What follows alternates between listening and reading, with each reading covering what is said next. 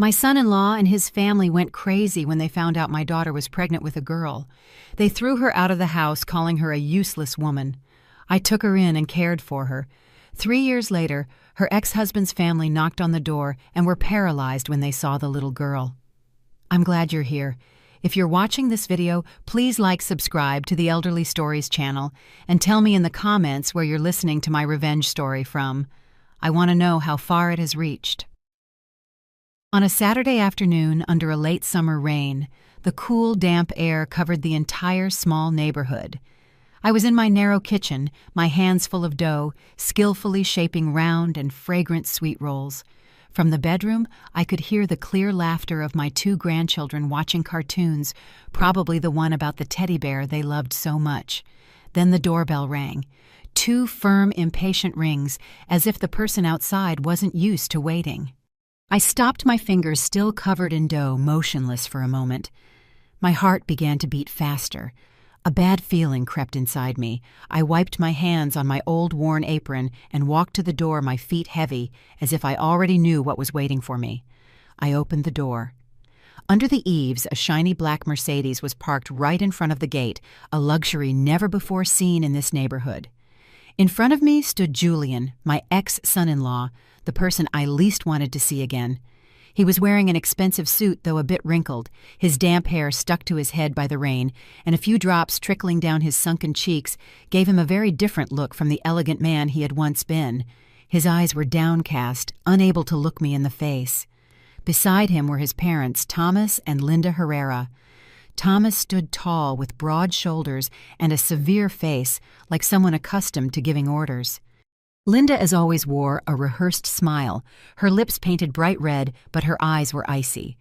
In her hands she held a large basket wrapped in shiny cellophane filled with expensive bottles of wine and imported fruits.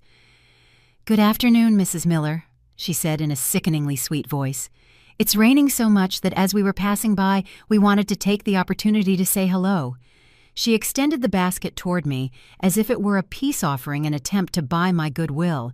"We miss the boys so much," she continued, drawing out the words dramatically. "Children need a complete family, don't you think?" Her words were like a sharp, cold knife, though wrapped in honey. I looked at the basket, and then at her eyes. I felt a lump in my chest. I knew they hadn't come out of affection. I didn't accept the basket. I took a step back, opened the door wider, and maintained a serene expression, although inside everything was trembling. "Please come in." "It's raining outside," I said in a neutral tone, as if receiving ordinary visitors. They entered, and the sound of their footsteps echoed on the old wooden floor. Their gazes swept across the small living room where the children's toys were scattered on the chairs and the floor. I could see the judgment in Linda's eyes, comparing my simple home to her lavish mansion. Thomas sat on the sofa, rigid, not relaxing for a moment. Julian remained standing, his eyes fixed on the floor, as if he wanted to disappear. I went to the kitchen and served 3 cups of chamomile tea. I placed them on the table, trying not to let the trembling in my hands show. Linda resumed her role with a sweet but calculated voice. "We know we made mistakes. But in these 3 years, we haven't had a single night of rest. We just want to make it up to our grandson," she pronounced grandson, with intentional emphasis, like an arrow straight to the heart. I knew they had heard the rumors that they already knew about Matthew, but they didn't know the whole truth, and I wasn't about to let them get what they wanted so easily. I smiled slightly, a smile without any warmth, just to hide the contempt growing inside me. Without answering that woman, I turned around and went into the house, calling loudly enough for Anna, my daughter, to hear me. "Anna, bring the girl to say hello to her grandparents." There was a firmness in my voice I didn't know I had, as if I were preparing for a battle. There were some noises from the inner room, and then the bedroom door opened. Anna came out with a calm but determined face, like someone who has been through too much pain to still feel fear. In her arms, she carried Grace, my granddaughter, dressed in pink pajamas with bunny drawings.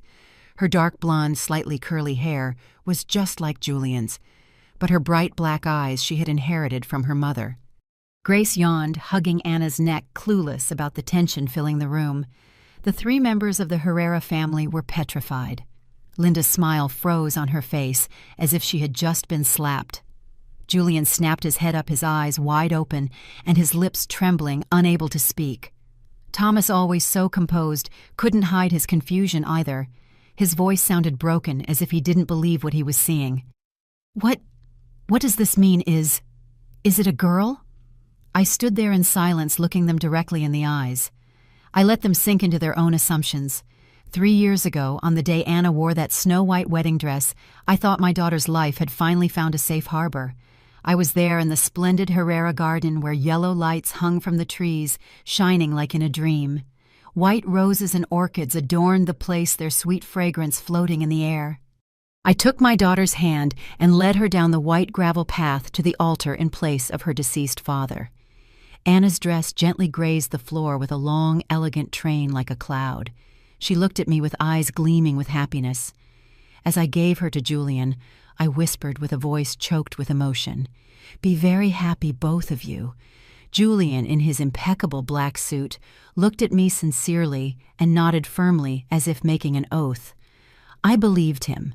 I believed he would protect my daughter just as my husband had protected me when he was alive. The first few months after the wedding, everything seemed perfect. Every weekend, Julian would drive his shiny car and bring Anna to visit me.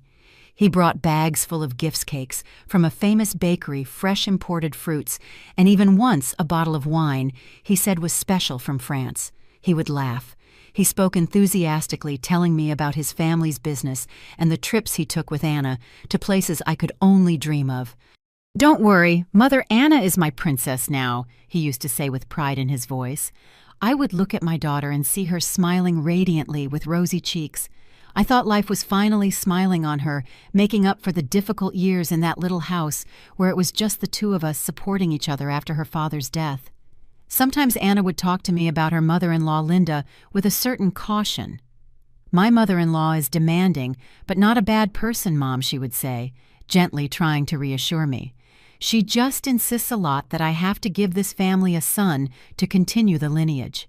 I felt a chill, but I wanted to think it was just a custom of rich people, those who want everything to be perfect according to their rules.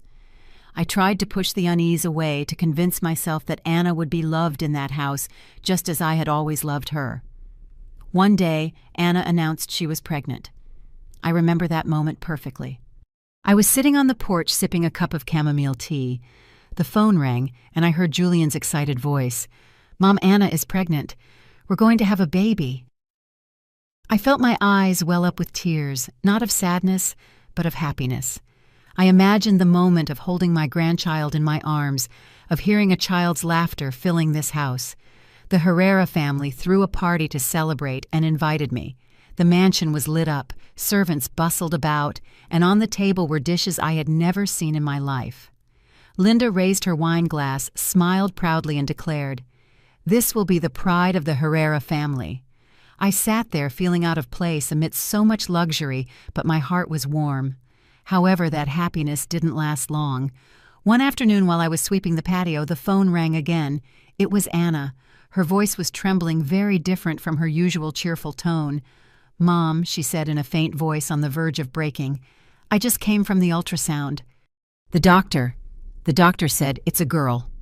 I didn't get a chance to respond. There was just a long silence on the other end, followed by the sound of a glass shattering. Then Linda's sharp, cruel voice thundered, not knowing I was listening. "A girl. How useless. The Herreras don't need a useless mouth to feed like that one." That word useless was like a knife straight to the chest. I called for Anna, but the call was abruptly cut off. I dialed her number again and again, then Julian's, but no one answered. Dozens of calls, not a single response. I felt that something terrible was about to happen. An indescribable fear gripped my chest. Exactly 1 week later at midnight, the phone rang again. I jumped up, my hands shaking as I picked it up. It was Anna's number. "Mom, help me!" Her voice broke between sobs and the whistling of the wind coming through the receiver. They kicked me out of the house. I didn't think about anything else. I grabbed my old coat, got into my rusty truck, and drove out into the torrential rain. It was raining so hard the windshield wipers were useless, but I didn't care. I only thought of Anna, my daughter, whom I swore to protect all her life. When I arrived at the Herrera mansion, the scene froze my soul. Anna, her belly already swollen, was kneeling in front of the locked gate. The rain soaked her completely, her hair stuck to her face, her shoulders trembling. Her suitcase had been thrown outside. It was open, and the baby's clothes were floating in the puddles. Those little outfits, the woolen hats I had knitted myself, now covered in mud. I looked up at the second-floor window and saw Julian's silhouette just for a second before the curtain was sharply closed. He didn't even have the courage to face us. I ran through the rain and hugged her. "Anna, it's me, Mom," I whispered with a choked voice. I took off my coat and put it over her, trying to shield her from the cold. Anna looked up, her eyes red, her face pale. "Mom, I'm sorry," she sobbed. I didn't let her finish. I helped her to her feet. I slowly led her to the truck. I picked up every piece of clothing, every tiny sock, trying to hold back my tears. I couldn't let her see me weak. Not now. When I put my hand on her shoulder to guide her to the vehicle, I held her tightly, my heart in pieces, and a silent promise echoed within me. From this day on, no one will ever hurt my daughter again. No one. The day after bringing Anna home, I immediately started cleaning her old room. It was a small room at the end of the hall, the place where she had grown up with her youthful dreams. I drew the curtains to let the sunlight in, dusted the old desk, and carefully put away the wedding photos Anna had hung on the wall. She helped me in silence without saying a word, folding blankets with slow movements, as if trying to fold away the wounds in her heart, too. The first few nights I would wake up startled by Anna's muffled sobs from the next room. Her crying was so faint it seemed she didn't want me to hear, but in that small house every sound was amplified. One night, unable to bear it any longer, I gently pushed her door open. In the dim light of the lamp, I saw Anna curled up in bed, hugging her belly, murmuring, "Forgive me, my child, forgive me." Her eyes were red, her face covered in tears. I went to her, sat beside her, and hugged her. "You have nothing to blame yourself for, Anna," I said with a trembling voice. "You are the strongest person I know." I started cooking the most nutritious dishes I knew, the same ones my mother used to make for me when I was pregnant with Anna. Black bean soup with the aroma of cumin chicken broth with ginger and freshly squeezed orange juice. "You have to eat for yourself and for the baby," I would say, as I placed the plate in front of her. Anna would just nod, pick up the spoon, but her eyes remained empty. I took her for a walk every afternoon through the neighborhood, among the tree-lined streets. I hoped the fresh air and the birds singing would bring her some peace. But the neighbors' stares, the curious expressions, and the whispers behind our backs made Anna lower her head. "Mrs. Miller, was your daughter abandoned by her husband?" a neighbor asked me bluntly while I was buying vegetables at the market.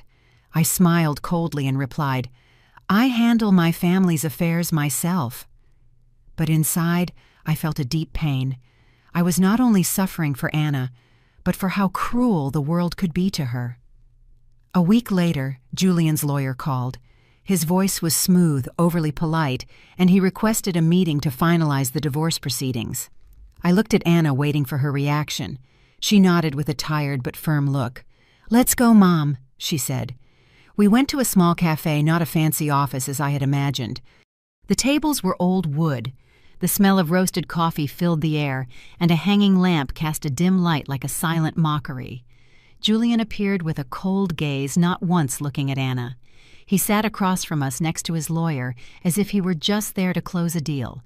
He placed a check on the table for an amount so high it left me breathless. He pushed the paper towards Anna and said in a monotone voice, "Take it and never show your face to me again." I looked at my daughter, waiting to see what she would do. Anna looked at the check and then looked up, staring him straight in the eyes. For the first time, her gaze didn't waver or show fear. "I don't need your money," she said in a clear, firm voice. She pushed the check back with a decisive gesture as if marking an end. Julian smiled contemptuously, a sneer filled with arrogance.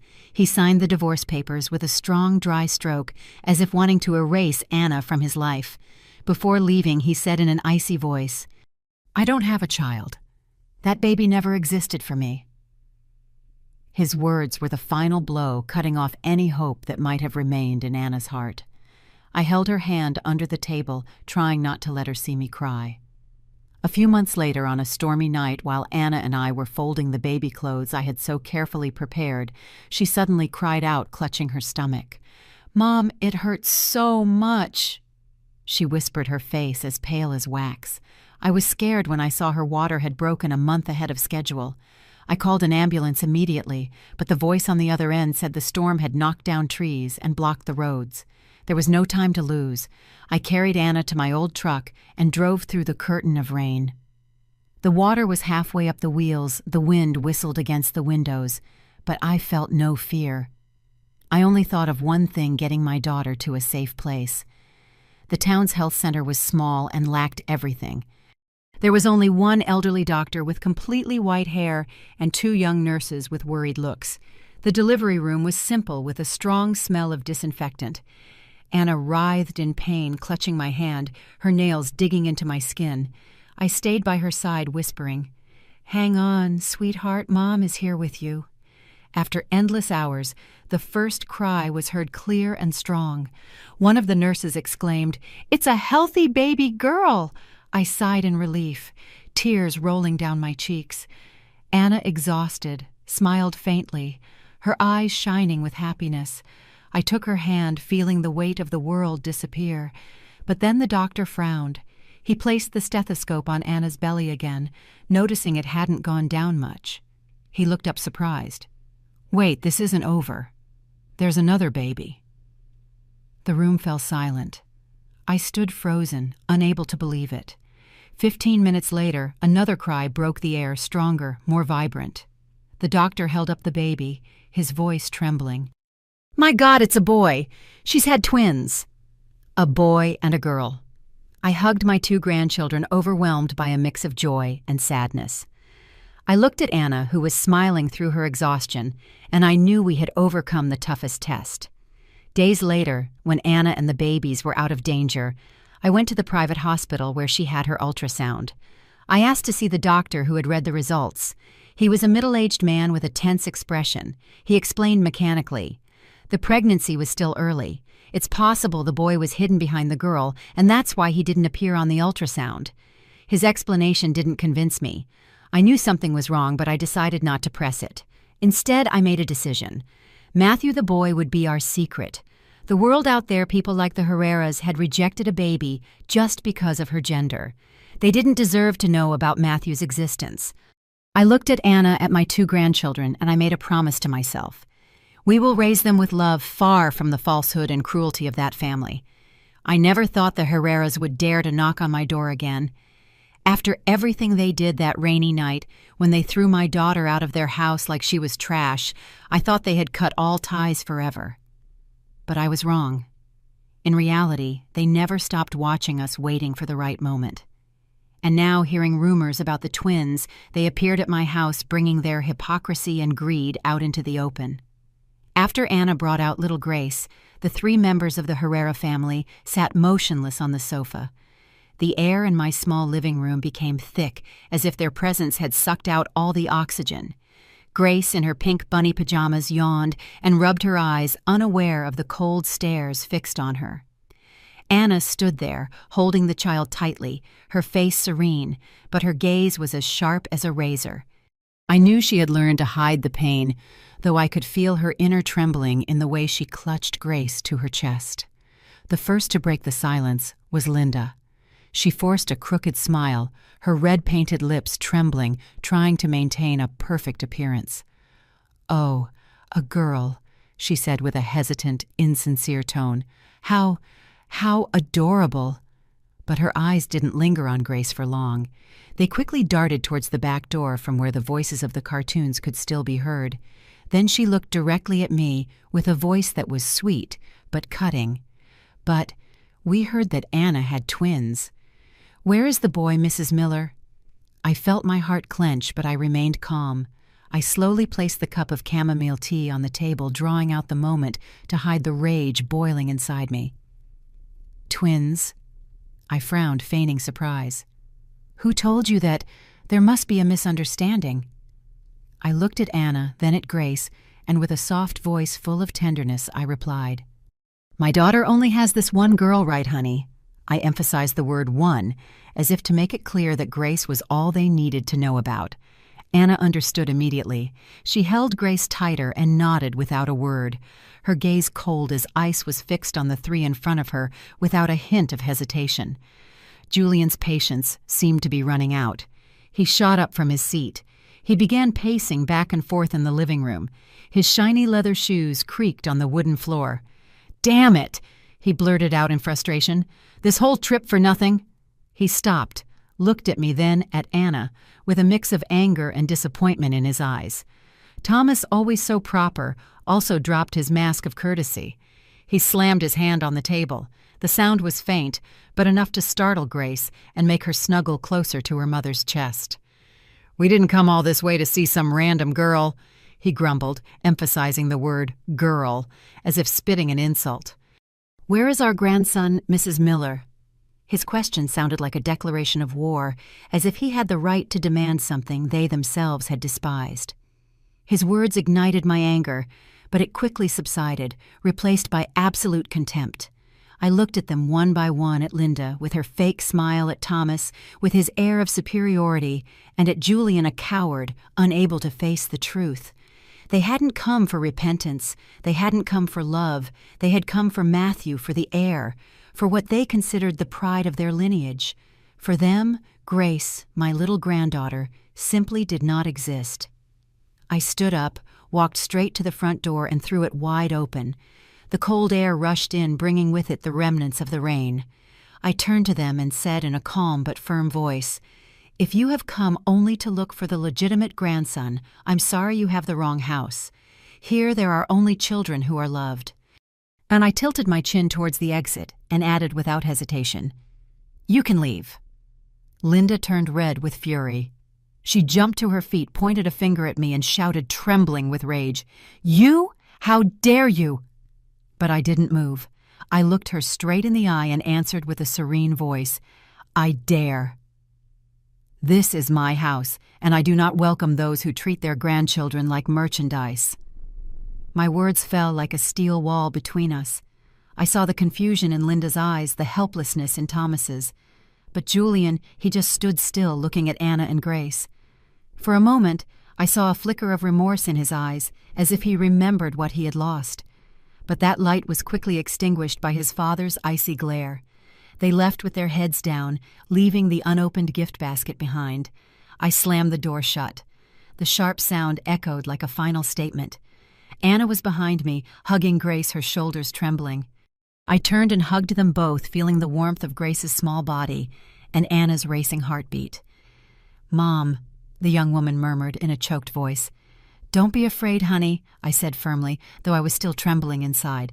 "I won't let them hurt you or the children again." The weeks following the Herrera's visit passed in a false calm. My small house was still filled with the laughter of Grace and Matthew, but I couldn't shake off a sense of unease. I became more cautious.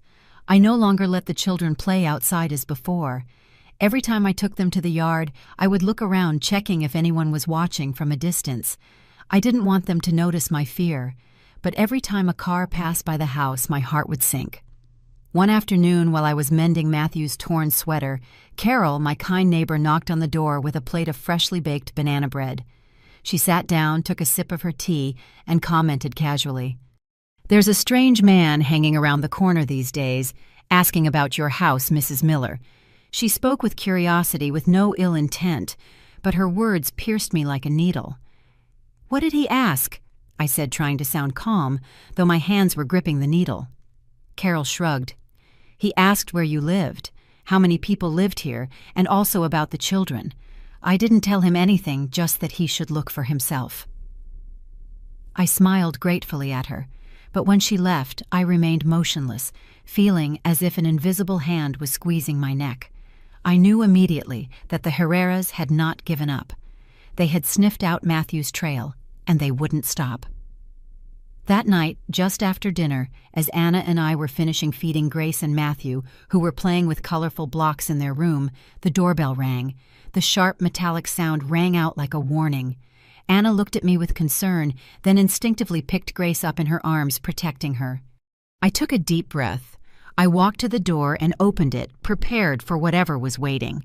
Under the yellowish light of the porch there were only Julian and his father Thomas. There was no shiny Mercedes anymore, but an old sedan, as if they had chosen it on purpose to appear humble to hide their true intentions.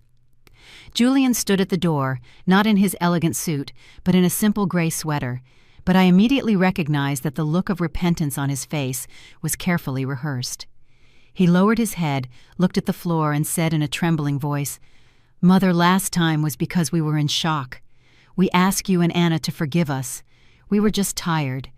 His words sounded like a memorized lesson, without a shred of sincerity. I crossed my arms, blocking the entrance without inviting them in. "Tiredness is no excuse for denying your own blood," I replied in a cold voice showing no emotion. Thomas stepped forward. His tall figure seemed to want to impose itself on me. His tone was calm, but it hid a threat. "We know everything, Mrs. Miller. We know Anna had twins, a boy and a girl. Our men saw them at the park." His words were like a bullet shattering the wall I had built to protect my family. I felt the blood rush to my head, but I forced myself to stay calm, not to show that it affected me. I looked him straight in the eye without the slightest trace of fear. "Your men?" I asked ironically. "So you're spying on us as if we were criminals?" Julian looked up for the first time, looking directly at Anna, who was standing behind me with Grace in her arms. "Anna, I beg you," he said in a trembling voice, but I knew it wasn't true repentance.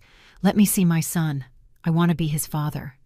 He emphasized the word son, as if Grace, the granddaughter Anna was holding, didn't exist. His words made me lose control. I let out a dry laugh that echoed in the silence. "Be a father," I said in a sharp tone. "You gave up that right 3 years ago when you let my daughter kneel in the rain, when you said the baby she was carrying never existed." I took a step forward, pronouncing each word firmly. "If you really miss your children, here is my daughter and my granddaughter, but you treated them like trash. You don't deserve to see either of my grandchildren again." My words were like a steel wall, relentless. I saw Julian's gaze waver, but Thomas's face remained hardened, like a man who doesn't take no for an answer. At that moment, little footsteps were heard from inside. Matthew, curious, like any child, ran out and hid behind my legs, looking at them with his big eyes. "Grandma, who are they?" he asked, with an innocent voice, not understanding anything but his question pierced my heart. Julian and Thomas's gazes fixed on Matthew filled with desire and greed. I could clearly see what they wanted, not out of love, but for what they called the heir. Gently, I pushed Matthew back inside and closed the room's door, shielding him from those stares. "Go play with your sister, honey," I said in a sweet voice, trying to keep him from noticing the tension. Thomas's mask finally fell. He stepped closer, his voice a threat. "Don't you dare act like this. You are preventing us from seeing our grandson. We will sue you." Julian intervened, his tone firmer, as if he had regained his courage. "The law will be on our side. The boy needs his father. He needs a better future than this miserable place." The word miserable was like a slap in the face. I looked around my small house where I had raised Anna and protected my grandchildren. It might not be luxurious, but it was full of love, and he who had abandoned his own blood dared to call it miserable. I looked directly into his eyes without a shred of fear. "Do it," I said in a calm but cold voice. "I'm not afraid of liars.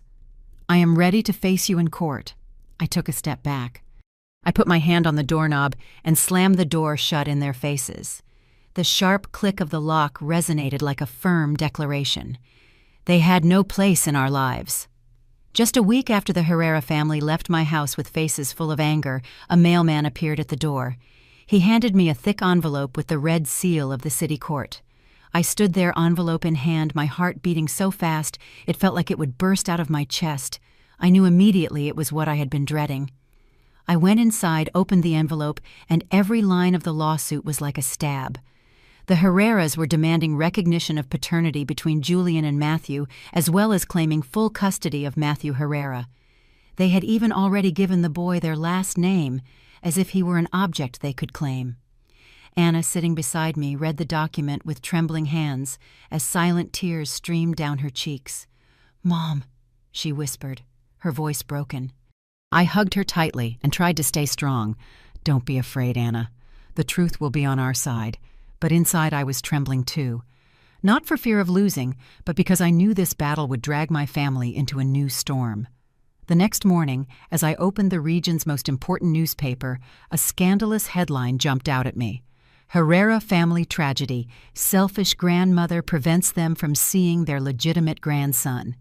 It was accompanied by a carefully staged photo. Julian, looking gaunt, sat next to his elderly parents. Linda dabbed at her eyes with an expensive handkerchief. The article's content was a complete lie. They claimed they had been deceived about Matthew's existence, that they had tried to reconcile, but that Anna and I had prevented it.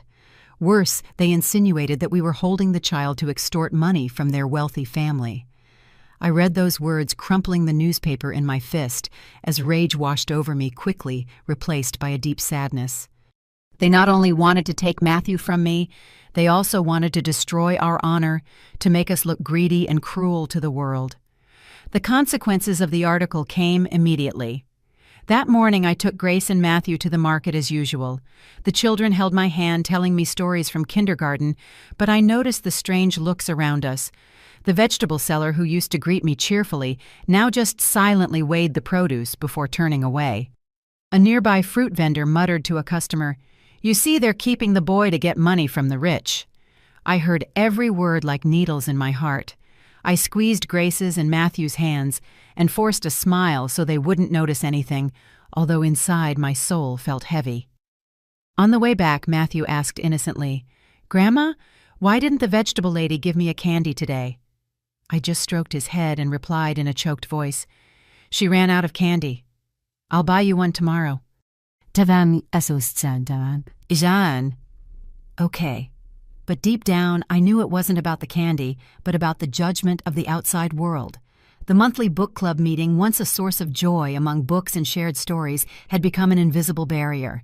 The president, who used to invite me for tea, suddenly changed the day's topic to the importance of family lineage. My old friends avoided my gaze. Some whispered among themselves as I passed. I tried to stay for a few minutes, but the atmosphere became unbearable. I got up, packed my things, and left halfway through the meeting. Outside, the evening light fell on my shoulders, but I felt more alone than ever. The betrayal of those I thought were friends tore my soul apart. I wondered if there was still a place for truth in this world, but I knew I couldn't just sit and wait. I couldn't let the Herreras continue to spin their story full of lies. I went to see Mr. Rogers, an old friend of my late husband. Mr. Rogers was retired, but his reputation as a fair man still echoed in the town. I went to his house, a small cottage with a garden full of yellow daisies. He listened attentively as I told him everything. From the night Anna was thrown out of the Herrera's house to the time they showed up demanding to see Matthew. When I finished, he nodded with a serious but warm look. "Mrs. Miller, I will help you with this case, not for money, but for justice." His words were like a ray of light in the darkness, and I felt I was no longer alone. We began to gather evidence. I returned home and opened an old wooden box I kept in the closet where I keep family mementos. Inside was Anna's divorce file with the document signed by Julian, where he voluntarily renounced all rights and responsibilities for the unborn child. I also found a yellowed sheet of paper that Julian had written in anger, throwing it at Anna, along with a check where he cruelly said, "I want nothing to do with you or that child." Every time I read that sentence, I felt a deep pain, but I also knew it was our best weapon. In addition, I prepared documents showing that for 3 years, Anna and I had covered all the expenses of raising the children milk diapers, doctor's visits. Not a single dollar came from the Herreras. Every receipt, every bill was proof of our strength, and I kept them all in a thick folder. Meanwhile, the Herrera's lawyer constantly appeared in the newspapers, giving interviews in a tragic tone. They spoke of the pain of a separated family, of the love they felt for a grandson they had never met. Every word was a layer of false paint, hiding their selfishness and greed. Anna and I decided to remain silent. Mr. Rogers told me in a calm but firm voice, "Let them talk, Mrs. Miller. The more they talk, the more mistakes they'll make. We will speak only once in court." His words gave me strength, though the worry was still there. Every night I sat in the living room watching my grandchildren sleep, and I would wonder, if we lose, how will I be able to protect them? The night before the trial, Anna and I sat across from each other in the living room. The yellow light from the bulb illuminated her face, making her look both strong and fragile. "Mom," she said in a trembling voice, "what if we lose?" Her question pierced my soul, but I took her hand and pointed to the stack of documents on the table. "The truth is here," I replied firmly, "and the truth never loses." I tried to smile to reassure her, but inside I could only pray. I prayed for justice for my grandchildren, and for Anna, who had already suffered too much. On the day of the trial in the city's family court, the room was thick with tension. The air was heavy, filled with curious glances. On the left, journalists waited with their cameras ready to turn our story into sensational headlines. On the right, town neighbors, some of whom were once friendly, now turned their backs on me. I saw them whispering, pointing, and I felt a lump in my chest. Anna, Mr. Rogers, and I sat in the front row. Anna squeezed my hand tightly, her fingers cold as ice, seeking refuge in my presence. I gently stroked her hand, trying to convey a sense of calm, though I was struggling to maintain it myself. On the other side, the Herrera family sat with straight backs like cold statues. Julian wore his most expensive suit, but his face was pale and his eyes were empty, as if trying to hide his anxiety. Linda wore dark sunglasses, looking more like someone on vacation than a person at a trial, and Thomas maintained an iron expression, like a man used to giving orders and never losing. Seeing him, I felt an icy rage run down my spine, but I told myself to stay calm. This wasn't just a battle for Matthew, but also for my family's honor, for everything we had endured. The Herrera's lawyer, a young, well-groomed man, stood up to begin his opening statement. He spoke with great eloquence, as if acting in a packed theater. He spoke of the sacred paternal bond that had been broken, of the pain of grandparents who couldn't see their grandson. He showed receipts for expensive toys and children's clothing that the Herreras had recently purchased, as if they were proof of their affection. I looked at those receipts and felt my stomach clench. Those things weren't out of love, but part of the show they had put on to get Matthew. Then he called his witness, and my heart stopped when I saw the president of the book club take the stand. The woman who had invited me for tea, who used to smile kindly, now avoided my gaze. She testified in a monotone voice. "The Miller family seems to be living much better lately. I heard they received money from somewhere." Her words were like a knife, implying we were using Matthew for financial gain.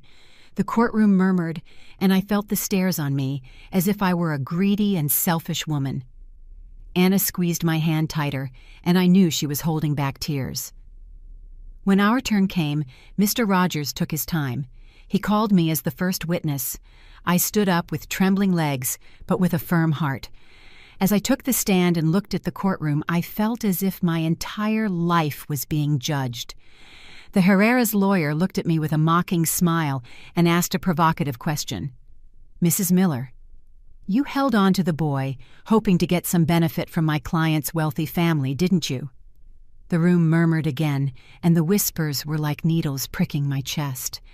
I took a deep breath, looked him in the eye, and then turned to Julian, saying in a low but firm voice that resonated throughout the room, "Benefit. I have only cared for what you abandoned." I began to speak every word coming from the depths of my soul. I told them about that rainy night 3 years ago, when I found Anna kneeling in front of the Herrera's gate, her belly swollen and the baby's clothes thrown in the mud. I described Julian's silhouette behind the curtain, watching her without coming out to help. I recounted the days and nights that followed when Anna and I faced everything alone without a single dollar of help from the Herreras. Silence filled the room. Only my voice could be heard, slow but full of strength. I saw some people lower their heads, others wipe away tears. I wasn't speaking to inspire pity. I was speaking for the truth to come out. Mr. Rogers stood up and began to present the evidence. The large screen in the courtroom lit up. First, he read aloud the clause from the divorce decree, where Julian signed voluntarily waiving all rights and responsibilities for the unborn child. The judge, a middle-aged woman with a stern gaze, asked Julian to confirm the signature. He mumbled barely audible, "Yes, it's mine." The whole courtroom gasped, and I saw his face turn even paler. Then Mr. Rogers presented the original handwritten letter from Julian to the judge and projected the image on the screen. The sentence, "I want nothing to do with you or the baby," appeared clearly like a knife that shattered the Herrera family's charade. A murmur of astonishment swept through the room. The journalists started taking pictures nonstop. I looked at Julian. His head was bowed, and his hands were clenched on the arm of the chair. Linda took off her dark sunglasses, her eyes filled with panic while Thomas remained motionless, as if trying to hold on to the last shred of pride. Finally, Mr. Rogers opened the old file and pointed out that there was a record of Anna being kicked out of the house while pregnant, and that the Herreras had only paid a small sum of money to keep the matter quiet. His voice became firm. "They didn't deny their actions, Your Honor. They only paid to hide them." His words fell like a blow, leaving the Herreras' lawyer speechless. He tried to defend himself, searching for convoluted arguments, but everything was useless against such clear evidence. The judge looked directly at the Herrera family with a stern but fair expression. "This trial is not about paternity, but about honor and responsibility," she said in a resonant voice. "It is clear that you abandoned that child 3 years ago." She struck the gavel hard on the desk, the sharp sound marking the final sentence. "The court denies Mr. Julian Herrera's petition. Legal custody of the minors, Matthew and Grace Miller, belongs exclusively to their mother, Mrs. Anna Miller, and their grandmother." I felt as if the whole world had stopped. Anna hugged me tightly, tears streaming down her cheeks. I hugged her back, feeling the warmth and relief emanating from both of us. Mr. Rogers smiled, put his hand on my shoulder, and whispered, "We did it, Mrs. Miller." I looked over at the Herrera's side. The 2 elderly people had their heads bowed, and Julian remained motionless, his face as pale as paper. At that moment I didn't feel satisfaction, but a deep sadness. They had lost, but the price of their selfishness and lies was something they would carry for the rest of their lives. When the courtroom door closed behind us, I walked out with Anna. The crowd of journalists swarmed us with microphones and cameras pointed at us. This time, their looks were not of judgment, but of empathy, as if they finally understood a little of our story. Mr. Rogers, with his usual calm, stepped forward and raised his hand to hold them back. He said only one short sentence in a firm voice: "Justice has been served." I looked at him, my heart full of gratitude. Those words, though simple, felt like a fresh breeze that lifted some of the weight I had been carrying. On the other side, the Herrera family was not so lucky. They were surrounded by reporters' flashes going off nonstop, and the shouts of the public filled the air. Julian, his face ashen, tried to push through the crowd, while Thomas and Linda needed bodyguards to get to the car. I watched them leave with their heads down, and again I felt no pleasure, only a deep sadness. They had dug their own grave, and now they had to pay the price for their selfishness and deceit. The next morning I woke up early, made a cup of chamomile tea, and opened the region's largest newspaper. The headline jumped out at me: "The truth behind the Herrera family case, denied visitation rights for gender discrimination and family abandonment." And the article detailed the hearing from the irrefutable evidence we presented to the incompetence of the Herreras' lawyer. They revealed the real story the night Anna was thrown out of her house, the handwritten letter full of venom from Julian, and the truth that the Herreras were never interested in Grace only because she was a girl. I read with trembling hands, not out of anger, but because the truth had finally been acknowledged. My family's honor, which they tried to tarnish, was now restored. The consequences for the Herreras came faster than I imagined. A few days later, a major international partner of the Herrera Construction Company announced the cancellation of their contract with a clear reason. "We do not collaborate with a company whose leadership lacks ethics." Their stocks plummeted, and I heard that other investors also began to withdraw their money. Thomas, always so proud of his position, was forced to resign as chairman of the board, a direct blow to his pride. Linda, who had always lived for appearances, fell seriously ill. She dared not leave the house and cut off all social contact, as if trying to hide from judging eyes. I felt no pity, but no joy either. They reaped what they sowed, and I just wished they would leave my family in peace. But Julian, instead of repenting, became more resentful. I heard he felt publicly humiliated, stripped of everything. For someone like him, failure is never easy to accept. Months later, high society was buzzing with the news. Businessman Julian Herrera is engaged to Miss Valerie Ledesma, the only daughter of the president of the National Bank. Their wedding was lavish, 10 times more luxurious than the one he had with Anna. The newspaper photos showed an elegant Julian next to a radiant bride in a garden full of flowers and lights. It was said that he was trying to get back on his feet to prove he was still a winner, that he could have something better. But looking into his eyes in those photos, I saw an emptiness that was impossible to hide. Our life, meanwhile, slowly returned to normal, though a different kind of normal. One morning, Mrs. Carroll, the neighbor who had warned me about the suspicious men, knocked on my door with a plate of banana bread. "Mrs. Miller, I'm sorry," she said with a look full of guilt. "I believed the lies in the newspapers. I was wrong." I smiled, accepted the plate, and invited her in for tea.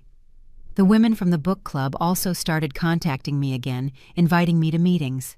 One of them, Mrs. Rosa, even sent me a handwritten letter telling me she was ashamed for having doubted me. I read the letter with relief, though not without a certain sadness. My family's honor had been restored, but the scars from the trial days were still there, dormant in my heart. Anna, during all this time, changed. She no longer cried nor held grudges. One afternoon, while I was folding Grace and Matthew's clothes, she came in with a newspaper featuring Julian's lavish wedding. I waited for a reaction, a tear, a bitter word, but Anna just calmly folded the newspaper and left it on the table. "It doesn't matter to me anymore, Mom," she said in a calm but firm voice. "He can live whatever life he wants, but I have Grace and Matthew. That's enough." I looked at her and saw that strength had replaced the pain of the past, and I felt a deep pride in my chest. That night, while reading a story to Grace and Matthew before bed, I glanced at the newspaper still on the table. The wedding photo of Julian and Valerie Ledesma shone under the light, but I just smiled to myself. I thought, a person who tries to prove they are happy is usually the emptiest inside. I didn't think it to mock Julian, but because it was a truth I had learned over the years. True happiness is not in what you show the world, but in moments like this when I sit here listening to my grandchildren's laughter and feeling the warmth of my family.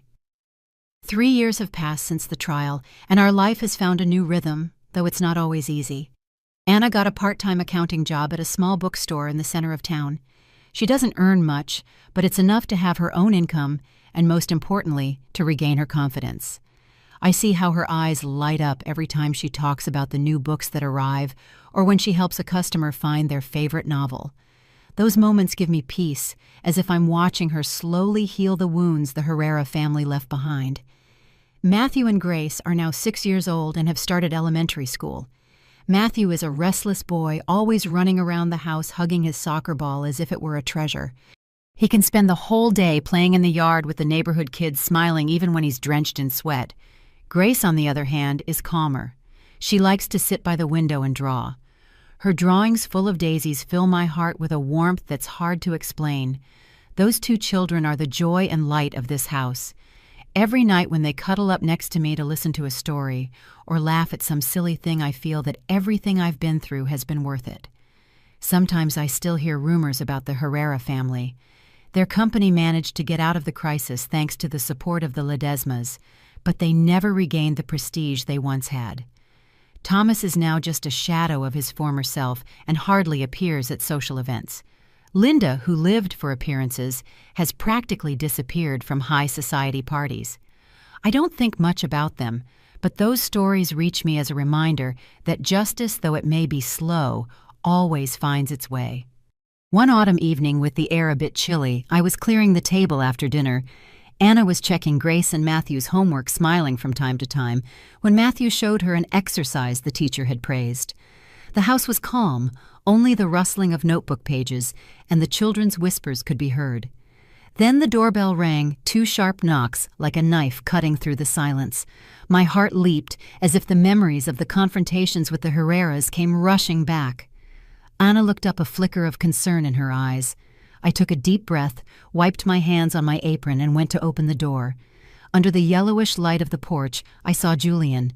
He was no longer the same man from 3 years ago, without his elegant suit or his haughty gaze. He was wearing a worn-out coat, looked thin with a grown-out beard and a haggard face. The deep dark circles under his eyes spoke of sleepless nights. He stood there hunched over, like a man defeated by life. He mumbled in a hoarse voice, looking at the ground. "I'm not here to claim the children. I just want to apologize." I stood there in silence at the doorway without inviting him in. I wanted to hear what he had to say, but there was no room for trust left in me. He took a deep breath and began to speak. His voice choked, as if each word was a struggle to get out. He spoke about his marriage to Valerie Ledesma, an economic contract, more than a love story. "She's beautiful, but cold," he said with a bitter smile. "She always wants to control everything. She's always jealous of my past. She says I'm a failure because I couldn't keep my children." He said they had tried all kinds of treatments, both at home and abroad, but after 3 years they still couldn't have children. The doctor said the problem was Valerie's, but the Herrera family didn't dare to confront her, as their company depended on the national bank owned by her father.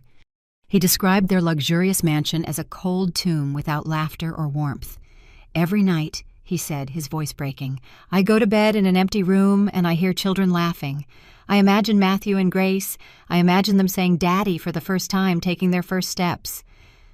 I destroyed all of that with my own hands." He looked up with pleading eyes, tears streaming down his sunken cheeks. "I had everything in my hands," he said, "and I lost it because of my stupidity and my family's. I don't expect to be forgiven, Mrs. Miller.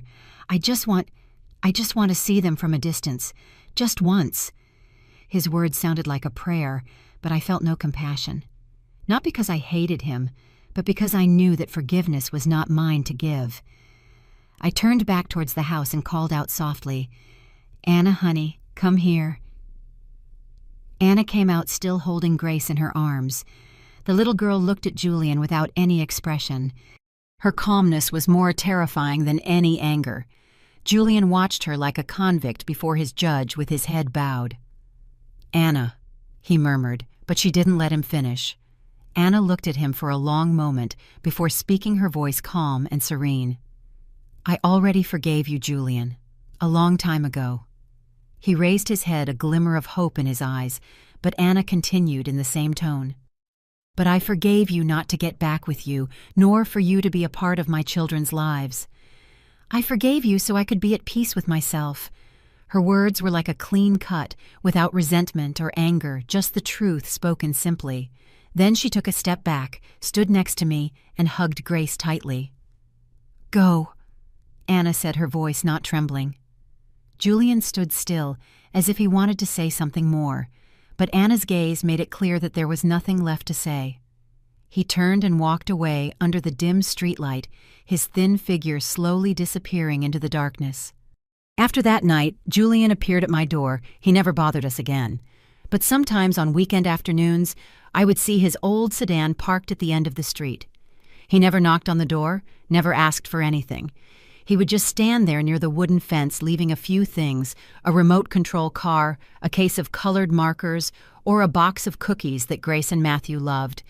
These gifts were always wrapped carefully, accompanied by a small note written in a shaky hand for the children. Matthew and Grace, with the innocence of children, would always run excitedly to receive the gifts. "Oh, the kind uncle has arrived," Matthew would shout, hugging the toy car tightly, his eyes shining with joy.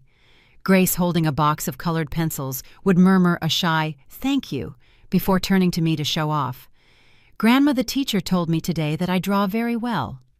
Julian would just stand there smiling, but his smile was sad, and his eyes were moist. Once he bent down to quickly hug the children for just a few seconds. Then he straightened up and walked away without looking back. Anna and I watched him from the window without saying a word. There was no anger or satisfaction, just a silent acceptance. The children didn't know he was their father, and maybe it was better that way. On the anniversary of my husband's death, like every year, Anna and I took Grace and Matthew to visit his grave. The cemetery was on the outskirts of town, where rows of eucalyptus trees stood tall and the leaves whispered in the wind. I cleaned the headstone and placed a bouquet of yellow chrysanthemums on it, my husband's favorite flowers. Grace and Matthew played nearby, their pure laughter echoing in the quiet air. I sat by the grave and whispered softly to him, "You see, my love, we're okay. Anna is stronger than you thought, and the grandchildren are our greatest joy." Anna sat next to me, resting her head on my shoulder without saying anything. I felt the warmth of her body, and for a moment a deep peace enveloped me. Then Anna spoke, her voice as soft as the wind. "Mom, I don't hate Julian anymore. I just feel relief. Seeing him like this doesn't make me happy." Her words left me speechless. I stroked her hair and smiled. "You've learned a lesson that many adults never understand. Sometimes the real victory isn't in defeating the enemy, but in finding peace within yourself." Anna nodded with a new light in her eyes, as if she had just let go of an invisible weight.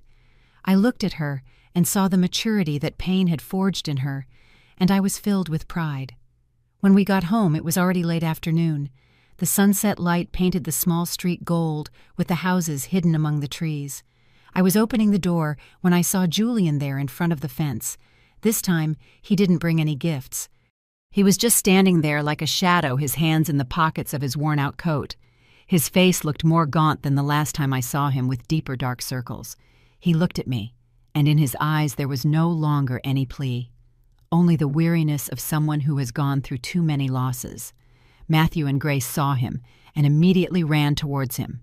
"Kind uncle," Matthew shouted, pulling on his hand as he said excitedly, "Uncle, today we went to visit Grandpa." "Grandpa is on the hill. There are many beautiful trees there," Grace chimed in with a soft voice. "I made a drawing for Grandpa." "Do you want to see it?" Julian bent down, stroking their heads with a sad smile on his lips. Then Matthew, with the innocence of a child, asked, "Uncle, do you have a dad? Does your dad love you?" The child's innocent question was like a stab. Julian froze. He couldn't answer. He just lowered his head and squeezed Grace and Matthew's hair tightly, as if he wanted to hold on to that moment a little longer. Anna was at the doorway watching the scene. In her eyes there was no storm, no pain, no resentment. I stood by her side, feeling the strength that emanated from her. Julian looked up, looked at Anna, and then at me. His gaze seemed to want to say something, but the words didn't come out. He turned and walked away. His thin silhouette slowly disappeared into the colors of the sunset. Grace and Matthew ran into the house laughing and talking nonstop about their day, as if the visit from that kind man had been just a fleeting moment. I looked up at the clear blue sky where some birds were returning to their nest. I felt a strange peace, as if the whole storm was behind me, leaving a soft silence. I didn't know what the future held. Would Julian continue to come every weekend, watching his children from afar? Would Grace and Matthew one day discover the truth about their father? I don't know, but I do know one thing for sure. We have survived the storm and found our own refuge in the calm. I went into the house, saw Anna playing with the children, and laughter filled the place. I smiled, sat down with them, and in my heart I gave thanks that my family was still together, no matter how the world changed outside. After everything we've been through, I understood that life is never easy for those who choose the right path. But it is in pain that one learns what it means to be strong. I understood that true love does not come from prestige, nor from money, nor from a last name, but from silent sacrifice, and the heart that protects what is just. Happiness is not in mansions, but in the smiles of children who grow up surrounded by love. Forgiving is not weakness, it is freeing oneself from the chains of hatred. I did not win with money or power, but with the faith that the truth sooner or later always comes to light. And the most valuable thing I learned was that when a mother or a grandmother stands up to protect her family, no power in the world can bring her down. The story you have just heard has had names and places changed to protect the identity of the people involved. We don't tell it to judge, but in the hope that someone will listen and reflect. How many mothers are suffering in silence within their own homes? I sincerely wonder if you were in my place. What would you do? Would you remain silent to keep the peace? Or would you face everything to reclaim your voice? I want to know your opinion because every story can be a light on someone else's path. God always blesses, and I firmly believe that courage will lead us to better days.